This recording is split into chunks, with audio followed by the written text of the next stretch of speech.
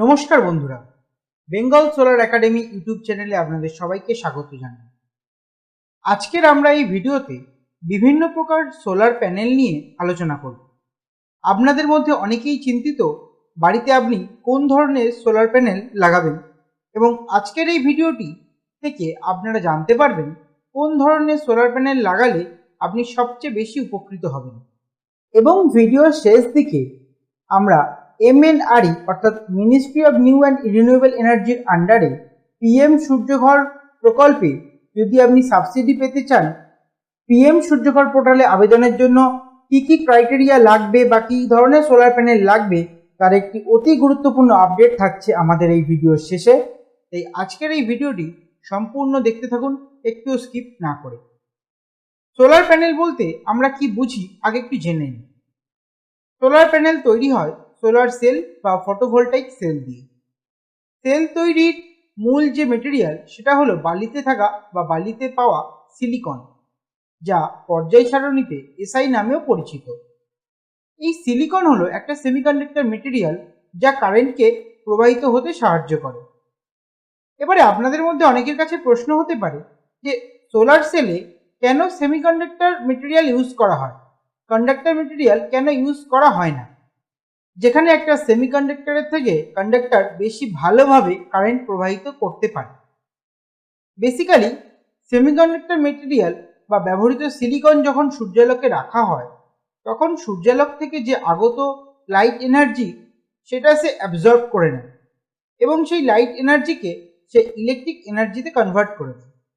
এবং সিলিকন খুব ভালো সেমিকন্ডাক্টর মেটেরিয়াল হওয়ায় সিলিকনকে সোলার সেলে ব্যবহার করা হয়, এবং সিলিকন খুব সহজেই আমরা বালি থেকে উৎপন্ন করতে পারি।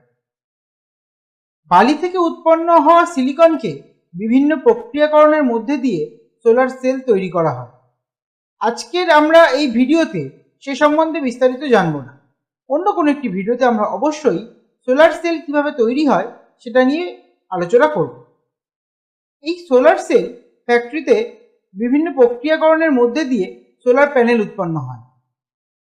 একটি আদর্শ সোলার প্যানেল বলতে আমরা যেটা বুঝি তাতে সেখানে মিনিমাম 72টা সোলার সেল থাকবে। সোলার সেলের যে লেয়ার হবে তার দুই পাশে EVA শিট থাকে।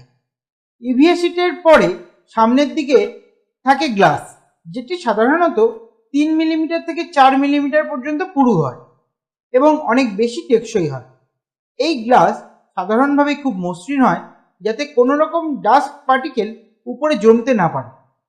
তলার দিকে EVA শিটের পরে থাকে ব্যাকশিট এবং তারপরে চারপাশ থেকে অ্যালুমিনিয়াম ফ্রেম দিয়ে ফ্রেম করা হয় এবং পেছনে জাংশন বক্স ও লেবেল লাগিয়ে সম্পূর্ণ প্যানেল তৈরি করা হয়। ম্যানুফ্যাকচারিং ফ্যাক্টরিতে যখন সোলার প্যানেল তৈরি হয় তখন একাধিক পরীক্ষা নিরীক্ষার মধ্যে দিয়ে গিয়েই তবে একটি ভালো মানের সোলার প্যানেল তৈরি হয়।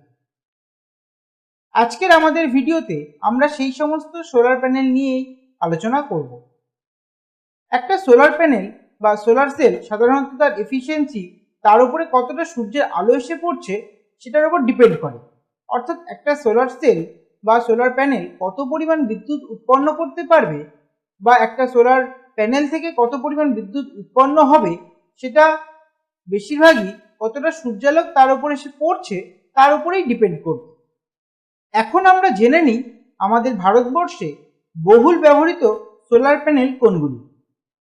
প্রথমত থিন ফিল্ম সোলার প্যানেল, দ্বিতীয়ত পলিক্রিস্টালাইন সোলার প্যানেল এবং তৃতীয়ত মোনোক্রিস্টালাইন সোলার প্যানেল। এইবারে এই তিনটি বহুল ব্যবহৃত সোলার প্যানেল সম্পর্কে আমরা একটু আলোচনা করব।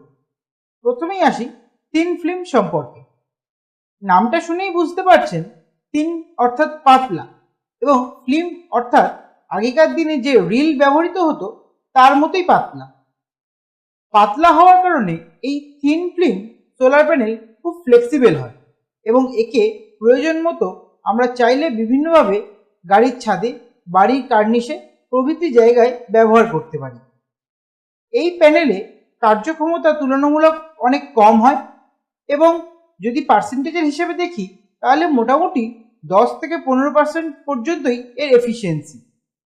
যেহেতু থিন ফিল্ম প্যানেলের এফিসিয়েন্সি অনেক কম, তাই 1 কিলোওয়াট বা 1 মেগাওয়াট সিস্টেমের অন্যান্য ধরনের প্যানেলের তুলনায় থিন ফিল্ম প্যানেল যদি ব্যবহার করা হয় তাহলে অনেক বেশি সংখ্যক প্যানেল আমাদেরকে ব্যবহার করতে হবে।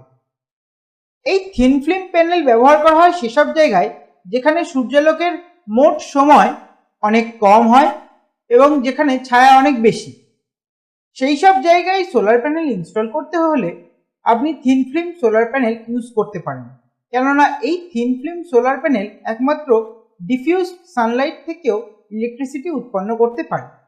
এই থিন ফিল্ম প্যানেল বেশ কয়েকটা ভ্যারিয়েন্টে পাওয়া যায়, যেমন cadmium telluride, copper indium gallium selenite এবং অ্যামরফাস সিলিকন। এরপরে আসি পলিক্রিস্টালাইন সোলার প্যানেল সম্পর্কে। এই সোলার প্যানেলের মধ্যে থাকা পার্টিকেলের যে বিন্যাস তা বেশ কিছুটা ছাড়া ছাড়া হয়, তাই মোনো প্যানেলের থেকে এই প্যানেলের এফিসিয়েন্সি একটু কম হয়। তবে থিন ফিল্মের থেকে পলিক্রিস্টালাইন প্যানেল অনেকটা বেশি এফিসিয়েন্টলি সূর্যালোক থেকে বিদ্যুৎ শক্তি উৎপন্ন করতে পারে। এই পলি প্যানেলে বেশিরভাগ অশুদ্ধি মিশে থাকায় এর এফিসিয়েন্সি পার্সেন্টেজ মূলত 15 থেকে 17% মধ্যে হয়ে থাকে। বাহ্যিক দৃষ্টিতে পলি প্যানেল মূলত নীল রঙের হয়। এছাড়াও অনেক সময় নীল রঙেরই অনেক ধরনের কালার ভেরিয়েন্ট দেখা যেতে পারে পলিক্রিস্টালাইন প্যানেলের ক্ষেত্রে। এই প্যানেল মোটামুটিভাবে বাজারে সর্বোচ্চ 335 থেকে 340 ওয়াট পর্যন্ত পাওয়া যায়। তাই 1 কিলোওয়াট বা 1 মেগাওয়াট সিস্টেমের ক্ষেত্রে পলি প্যানেল দিয়ে সিস্টেম প্রস্তুত করতে হলে অনেকটা পরিমাণ অতিরিক্ত প্যানেল আমাদের প্রয়োজন পড়বে। বর্তমানে এই প্যানেলের বাজার মূল্য 17 টাকা থেকে 19 টাকা প্রতি ওয়াট। এরপরে আমরা আলোচনা করব তৃতীয় নম্বর প্যানেল নিয়ে, যা মোনো প্যানেল হিসেবে বা মোনো ক্রিস্টালাইন প্যানেল হিসেবে পরিচিত। এই প্যানেল তৈরিতে যে সিলিকন ব্যবহার করা হয় সেই সিলিকনে কোনো রকম অবিশুদ্ধি পদার্থ থাকে না। আপনারা ছবিতে মোনোক্রিস্টালাইন সোলার প্যানেল দেখতে পাচ্ছেন। এই সেলের 4 কর্নারে কার্ড মার্কস থাকে। মূলত এই মোনো প্যানেলগুলি কালো রঙের হয়। বর্তমান প্রযুক্তির সাথে আরও গবেষণা করে এই মোনো প্যানেল আবিষ্কার করা হয়েছে, যার এফিসিয়েন্সি লেভেল অনেক বেশি এবং বেশি এফিসিয়েন্ট হওয়ায় এর কস্টিং প্রাইসও বেশি। আধুনিক প্রযুক্তিগত মোনোক্রিস্টালাইন সোলার প্যানেলের এফিসিয়েন্সি 17 থেকে 23% পর্যন্ত হয়ে থাকে। 2-1 বছর আগেও মোনোক্রিস্টালাইন প্যানেল সর্বোচ্চ 350 থেকে 400 ওয়াটের মধ্যে পাওয়া গেলেও বর্তমানে আধুনিক প্রযুক্তিকে কাজে লাগিয়ে মোনোক্রিস্টালাইন প্যানেল 500 ওয়াট থেকে 550 ওয়াট, এমনকি 625 থেকে 650 ওয়াটেরও প্যানেল তৈরি করছেন একাধিক কোম্পানি। বর্তমানে এই প্যানেলের বাজার মূল্য 19 টাকা থেকে 22 টাকা প্রতি ওয়াট।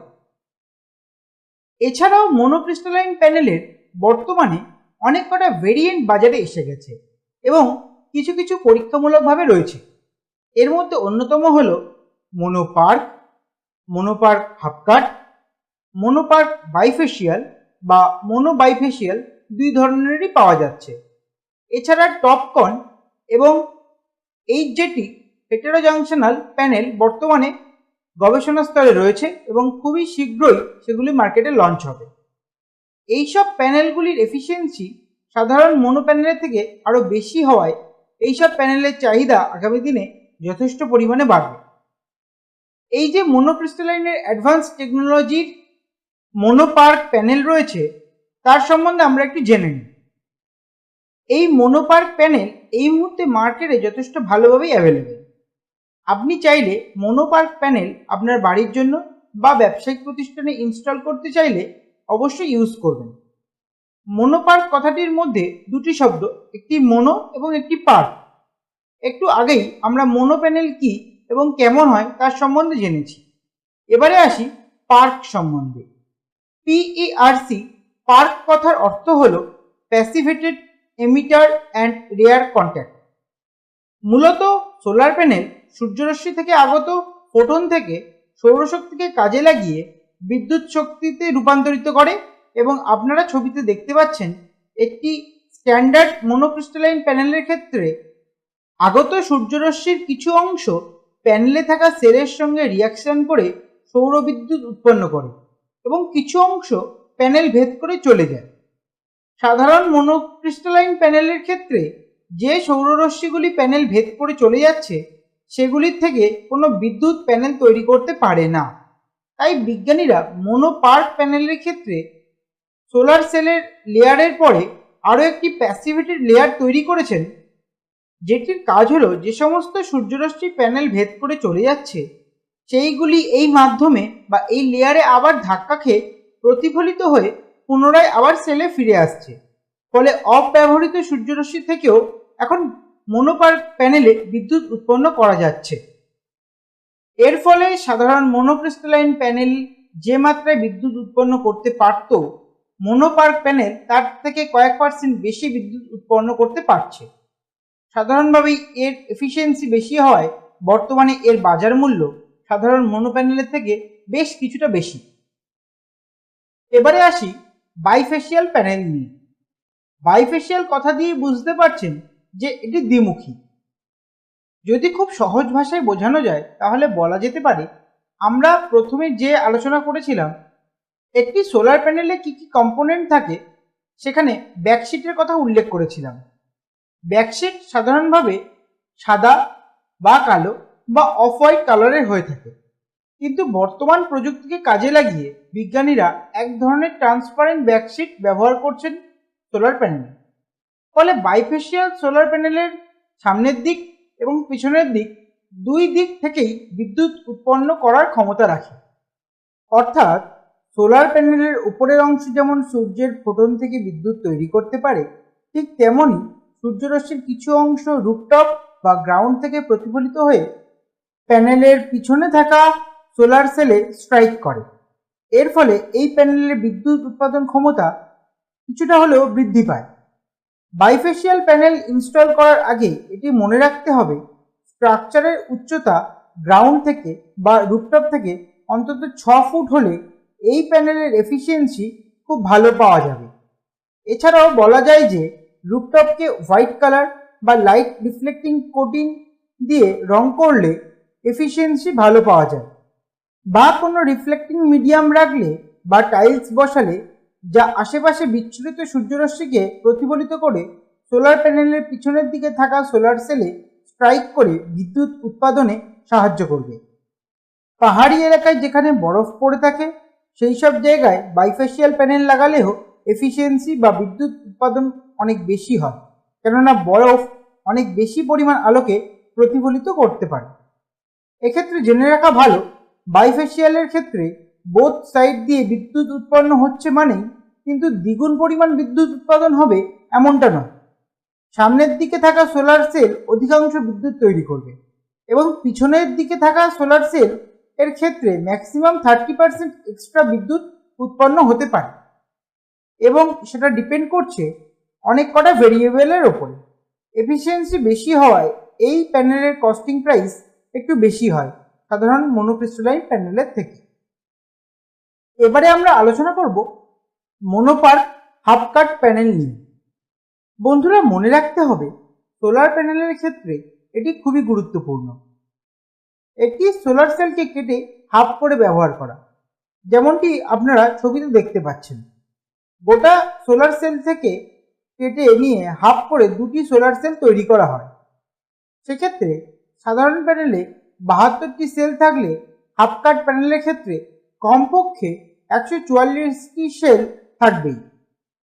হাফ কাট করার ফলে এই প্যানেলের থেকে যে ইলেকট্রিক্যাল লস হয় তা প্রায় অর্ধেক হয়ে যায় সাধারণ প্যানেল থেকে।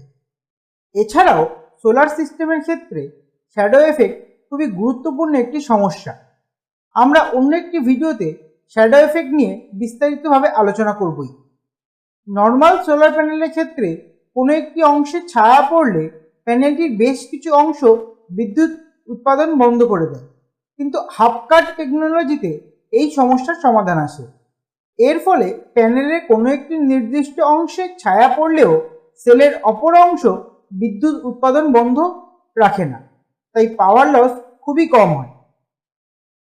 আজকের এই ভিডিওতে আমরা মোটামুটি আপনাদেরকে বোঝানোর চেষ্টা করলাম বর্তমানে বাজারে যে ধরনের সোলার প্যানেলগুলি অ্যাভেলেবেল রয়েছে সেগুলি নিয়ে আপনাদের সাথে আলোচনা করা হলো। বন্ধুরা আরও একবার রিক্যাপের জন্য বলে দিই, প্রথমে রয়েছে থিন ফিল্ম প্যানেল, পরে রয়েছে পলিক্রিস্টালাইন প্যানেল এবং তারপরে রয়েছে মোনোক্রিস্টালাইন প্যানেল। এবং মোনোক্রিস্টালাইন প্যানেলের অনেক কটি ভেরিয়েন্ট, যেমন মোনোপার্ক হাফ কাট, মোনোপার্ক বাইফেশিয়াল ইত্যাদি ভালো এফিসিয়েন্সি সম্পন্ন প্যানেল আপনি ইউজ করতে পারেন আপনার বাড়ির কিংবা ব্যবসায়িক প্রতিষ্ঠানের জন্য। বন্ধুরা আপনাদের জানার জন্য আরও একটি গুরুত্বপূর্ণ বিষয় আমরা আপনাদেরকে বলে দিই, সেটি হলো MNRE অর্থাৎ ministry of new and renewable এনার্জির আন্ডারে আপনি যদি ন্যাশনাল রুফটপ পোর্টালে আবেদন করে আপনার বাড়িতে লাগানো সোলার প্যানেলের জন্য সাবসিডি পেতে চান, তাহলে আপনাকে দুটো জিনিস অবশ্যই মাথায় রাখতে হবে। এক নম্বর হলো, যে প্যানেলটি আপনি কিনবেন সেটি অবশ্যই DCR হতে হবে, এবং দু নম্বর হলো MNRE তাদের ওয়েবসাইটে ALLM অর্থাৎ approve list of models and manufacturer এর একটি লিস্ট দেওয়া আছে। সেখানে কিছু কোম্পানির নাম এনলিস্টেড রয়েছে যারা সোলার প্যানেল তৈরি করে। যদি আপনি PM সূর্যঘর পোর্টাল থেকে তার সাবসিডি গ্রহণ করতে চান, তাহলে আপনাকে অবশ্যই এই ALLM এর মধ্যে থাকা কোম্পানির প্যানেল ইউজ করতে হবে, এবং কোনো রকম পলিক্রিস্টালাইন প্যানেল PM সূর্যঘরের ক্ষেত্রে ইউজ করা যাবে না। শুধুমাত্রই মোনোক্রিস্টালাইন প্যানেল আপনি ইউজ করতে পারবেন, এবং এর যে কোনো ভেরিয়েন্টও আপনি ইউজ করতে পারবেন যেগুলো ALLM এর মধ্যে অন্তর্গত। এবং এটাও মাথায় রাখতে হবে যে আপনি এর মধ্যে যে কোনো ধরনের মোনো প্যানেল ইউজ করুন না কেন, সেই প্যানেলের এফিসিয়েন্সি সর্বনিম্ন 90% হতেই হবে, তবেই আপনার PM সূর্যঘরের জন্য সাবসিডির অ্যাপ্লিকেশন অ্যাপ্রুভড হবে। তাহলে প্রিয় দর্শকবৃন্দ, আমরা আশা করব আপনাদেরকে বোঝাতে পেরেছি আপনি আপনার বাড়ির জন্য বা ব্যবসায়িক প্রতিষ্ঠানের জন্য যদি সোলার সাবসিডি পেতে চান, তাহলে কোন ধরনের প্যানেল আপনার বাড়িতে লাগাবেন, বা যদি আপনি ভালো কর্মক্ষমতাযুক্ত সোলার প্যানেল দিয়ে আপনার সোলার সিস্টেমকে তৈরি করেন, তাহলে আপনার সোলার সিস্টেমের কাজের ক্ষমতা বা বিদ্যুৎ তৈরির ক্ষমতা অনেক বেশি হবে। সেটা আপনি আজকের ভিডিও থেকে বুঝতে পেরেছেন। আমরা পরবর্তী কোনো একটি ভিডিওতে টপকন এবং HJT এই টেকনোলজিগুলো নিয়ে অবশ্যই আলোচনা করব। ততক্ষণ আপনাদেরকে অনুরোধ করব আপনারা অবশ্যই বেঙ্গল সোলার একাডেমি ইউটিউব চ্যানেলটিকে সাবস্ক্রাইব করে রাখবেন এবং পাশে থাকা বেল আইকনটি বাজিয়ে সমস্ত নতুন নতুন ভিডিওর আপডেট পেতে পারবেন। আপনি যদি আমাদের এই ভিডিওটি ফেসবুক থেকে দেখে থাকেন, তাহলে অবশ্যই ইউটিউবে বেঙ্গল সোলার একাডেমি চ্যানেলটিকে সাবস্ক্রাইব করে যাবেন। ততক্ষণে ভালো থাকুন, সুস্থ থাকুন, দেখা হচ্ছে পরবর্তী ভিডিওতে। নমস্কার।